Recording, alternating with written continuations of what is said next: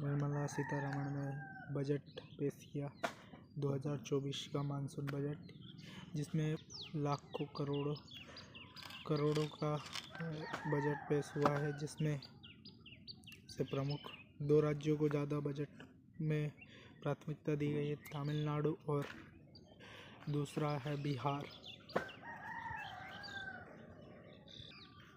Budget होता क्या है ये पहले जान लेते हैं। बजट हर एक लोकतांत्रिक देश का प्रमुख अंग होता है, जिससे उसकी आने वाले वर्षों की नींव रखी जाती है। बजट में इस साल दो राज्यों को प्राथमिकता दी गई है, तमिलनाडु और बिहार। बजट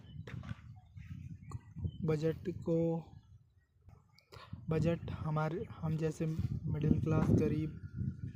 मिडिल क्लास और अमीर लोग द्वारा टैक्स के रूप में दिया जाता है, उससे ही सरकार के पास आमदनी आती है, उसको ही बजट कहते हैं। बजट 2024 का बजट किन किन लोगों को फ़ायदा करने वाला है और किन लोगों को नुकसान करने वाला है, ये जानेंगे अब इस वीडियो में।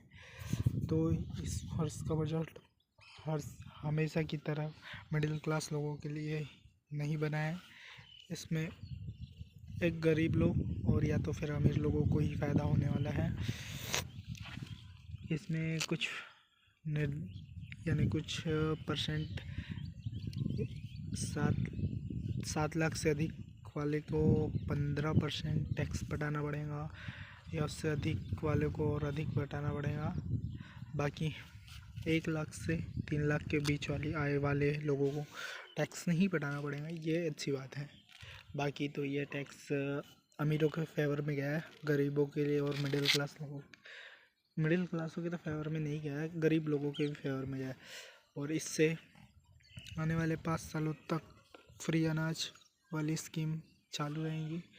अब 5 साल तक भारत की जनता को अनाज फ्री मिलने वाला है। इस बजट में कुछ चीज़ें सस्ती हुई है और कुछ चीज़ें महंगी भी होंगी।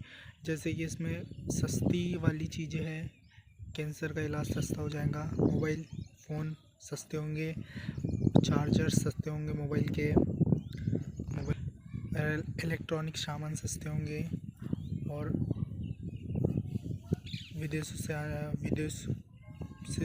विदेशी कंपनियों पर निर्यात कम लगेगा, उन पे टैक्स नहीं लगेगा। पहले 40% रखता था, अब वो 40% से कम करके 35% कर दिया गया है।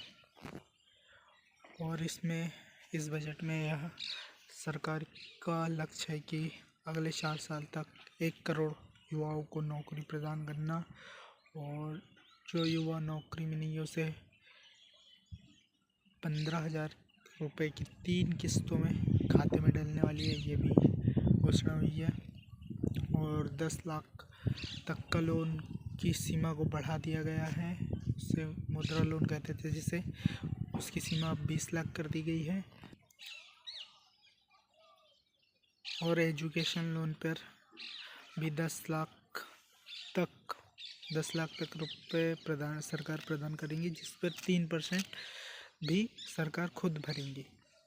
ये केवल स्कीम भारत में पढ़ने वाले बच्चों के लिए है, अन्य विदेश में पढ़ने वालों के लिए नहीं है, ये भारत में ही पढ़ने वालों के लिए है। और इसमें एक सबसे बुरी खबर उन लोगों के लिए है जो स्टॉक मार्केट को होल्ड करते थे, उन लोगों के लिए दिक्कत बन गई है, क्योंकि अब स्टॉक मार्केट पे टैक्स हाई हो चुका है, और शॉर्ट टर्म वालों के लिए भी हाई है और लॉन्ग टर्म वालों के लिए भी हाई कर दी। टैक्स अधिक लगेगा, पहले से ज़्यादा टैक्स देना पड़ेगा सरकार को। और जो लोग ज़मीन खरीदते थे उन लोगों को भी टैक्स अधिक पटाना पड़ेगा। हाँ, यह कह सकते हैं कि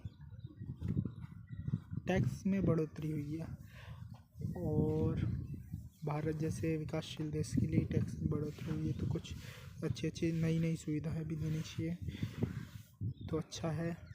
और यह देखने वाली बात होगी कि बिहार और तमिलनाडु को जब इतना टैक्स दिया गया है, इतना पैसा दिया गया है बजट में, तो बिहार और तमिलनाडु में क्या विकास होता है। सरकार का कहना तो है कि तमिलनाडु की राजधानी चेंज हो गई थी, पहले हैदराबाद थी तो स्टेट चेंज हुई तो अब हैदराबाद अलग चले गया। तमिलनाडु की नई राजधानी बनी अमरावती। अमरावती के विकास के लिए उसे 15,000 करोड़ दिए गए हैं और तमिलनाडु का विकास हो सके उसी 15,000 करोड़ में। और बिहार एक छोटे से राज्य को दिया गया है 60 लाख करोड़ का 60,000 करोड़ रुपए दिए गए हैं, जिससे कि वह बिहार में इंफ्रास्ट्रक्चर कर सके और बिहार का कायाकल्प किया जा सके। बिहार में अब उन पैसों से 2 ब्रिज बनने वाले, गंगा नदी पर 2 लाइन ब्रिज बनेंगे, एयरपोर्ट बनेगा, नालंदा विश्वविद्यालय बनने का नवीनीकरण किया जाएगा और मेडिकल कॉलेज भी दिया जा रहा है इसे। तो ये तो देखने वाली बात है कि आने वाले 5 सालों बाद बिहार में विकास होता है या हर बार की तरह बना ब्रिज कुछ दिनों में ही टूट टाट के गिर जाता है। तो ये देखने वाली बात होगी। अभी तक तो बिहार और तमिलनाडु को अधिक बजट में प्राथमिकता दी गई है। यह कहना तो ये भी है, विपक्ष का कहना तो यह भी है कि अपनी सरकार को मजबूत करने के लिए ये बजट दिया गया है। अब बजट दिया गया है क्योंकि भाजपा सरकार को सरकार में बने रहने के लिए चंद्रबाबू नायडू और नीतीश कुमार का महत्वपूर्ण योगदान है। अगर से ये दोनों राज्य के सीटें कम कर दी जाए तो बीजेपी पूर्ण बहुमत हासिल नहीं कर पाई है। इसके लिए इन्होंने चंद्रबाबू नायडू और बिहार को अधिक प्राथमिकता दी है और तमिलनाडु को अधिक प्राथमिकता दी है।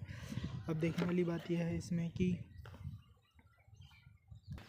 कितना विकास हो सकता है तमिलनाडु और बिहार का, ये अगले 5 सालों बाद पता चल ही जाएगा।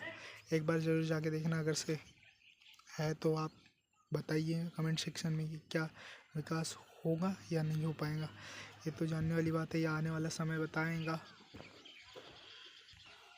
और इसमें सबसे अधिक रक्षा मंत्रालय में भी बजट का सबसे अधिक 13% बजट का दिया गया है।